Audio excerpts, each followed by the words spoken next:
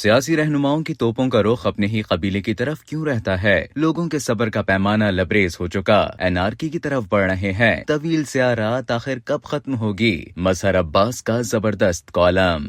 ملک میں جمہوریت کے لیے لازوال قربانیاں دینے والے سیاسی کارکنان کو بڑی امید تھی کہ طویل سیاہ رات ایک دن ضرور ختم ہو جائے گی اور ایک نیا سورج نئی امیدوں کے ساتھ ان مایوسیوں کو دور کرے گا۔ فقط چہرے نہیں بدلیں گے، کچھ نظام میں بھی تبدیلی آئے گی، مگر ایسا نہ ہو سکا اور ہم ایک بار پھر رات کے اندھیروں میں گم ہو گئے۔ سینئر صحافی مظہر عباس اپنے کالم میں ملک کے بدترین حالات کی اہم وجوہات کچھ اس طرح بیان کرتے ہیں کہ ہمارا ایک بڑا سیاسی المیہ یہ رہا ہے کہ ہمارے سیاسی رہنماؤں کی توپوں کا رخ اپنے ہی قبیلے کی طرف رہا، کل بھی اور آج بھی، اور اس سب کا بڑا نقصان جمہور کو پہنچا جس نے سیاستدانوں سے امید لگائی۔ آج صورتحال یہ ہے کہ اس جمہور کے تنخواہ دار طبقہ اور مڈل کلاس پر مہنگائی اور ٹیکسوں کا ایسا بوجھ ڈال دیا گیا ہے کہ وہ مزاحمت کے بھی قابل نہیں رہا۔ اسے یا تو اجتماعی خودکشی کی طرف دھکیلا جا رہا ہے یا پھر کرپشن اور کمیشن کی طرف۔ یہی آج کا سیاسی کلچر ہے۔ یقین نہ آئے تو آج کے وزیروں، مشیروں اور سرکاری افسران کی طرف دیکھ لیں۔ اب ان بیچاروں کی پینشن کو اس ملک کے ججوں اور جرنیلوں کی طرح تو ہوتی نہیں کہ ریٹائرمنٹ کے بعد ریٹائر نہیں ہوتے، سو جتنا وقت ملتا ہے صرف اپنا مستقبل سنوارتے ہیں۔ قوم تو وڑ گئی۔ مظہر عباس خبردار کرتے ہوئے مزید لکھتے ہیں کہ اب آپ اسے بغاوت کہیں یا غداری، مگر لوگوں کے صبر کا پیمانہ لبریز ہو گیا ہے۔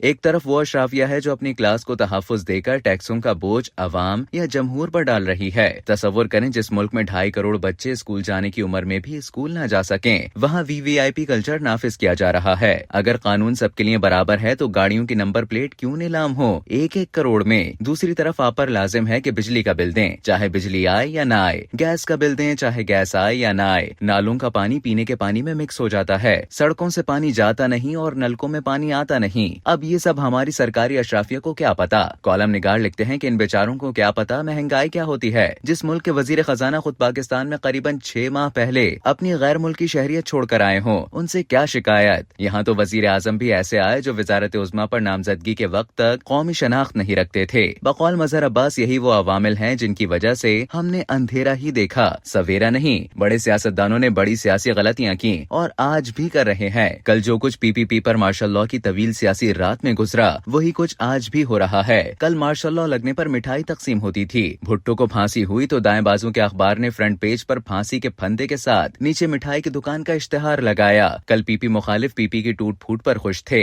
پھر PPP والے مسلم لیگ نون کی دشمنی میں اس حد تک آگے چلے گئے کہ جنرل پرویز مشرف کی حمایت کر ڈالی، اور اسی قافلے میں نئے ابھرتے لیڈر عمران خان بھی مشرف کو نجات دہندہ سمجھ بیٹھے۔ بعد میں سب کو ہی جانا پڑا۔ آج سب عمران مخالف PTI کی ٹوٹ پھوٹ پر خوش ہیں اور اس غلط فہمی میں مبتلا ہیں کہ شاید ان کے راستے کی بڑی رکاوٹ طویل عرصے جیل میں رہے۔ اندر کی خواہش تو اس سے بھی زیادہ ہو سکتی ہے، مگر وہ بے خبر ہیں اس گھڑی سے کہ یہ جماعت بھی ختم ہو جائے گی۔ عمران بقول احسان اقبال صاحب کی خواہش کے مطابق 5 سال جیل میں بھی رہیں تو یقین کریں کہ یہ سپیس ان کو نہیں ملنے والی۔ دوستوں، اس غلط فہمی میں ذوالفقار علی بھٹو بھی مبتلا رہے کہ ایک بظاہر خوش آمدید جنرل ضیاء الحق کو سینئر جرنیلوں پر ترجیح دے کر آرمی چیف بنانے سے ان کے خلاف سازشیں ختم ہو جائیں گی، یہ جانے بغیر کہ 1972 میں ان کا تختہ الٹنے کی سازش کیوں ہوئی تھی جس پر کئی فوجی اور ایئر فورس کے افسران کو سزا بھی ہوئی۔ پولیس کی ہڑتال ایسے ہی نہیں ہوئی تھی، نہ ایسی ہی فوج نے سویلین حکومت کی مدد سے انکار کیا تھا۔ یہ مانے بغیر کہ فوج سویلین حکومت کے ماتحت ہوتی ہے، پھر ایسی ہی غلط فہمی میں پاکستان قومی اتحاد، دائیں اور بعض بائیں بازو کا بھٹو مخالف اتحاد منتظر رہا کہ مارشل لاء لگے گا تو وہ شریک اقتدار ہوں گے۔ مٹھائی تحریک نظام مصطفیٰ کی کامیابی پر نہیں، سویلین حکومت کی معزولی اور آمریت نافذ ہونے پر کھائی تھی۔ پھر بھی خواہشات ختم نہ ہوئی تو بھٹو کی پھانسی کی خاموش حمایت کی گئی۔ پھر 11 سال کی طویل رات کو ہماری اعلیٰ ترین عدلیہ نے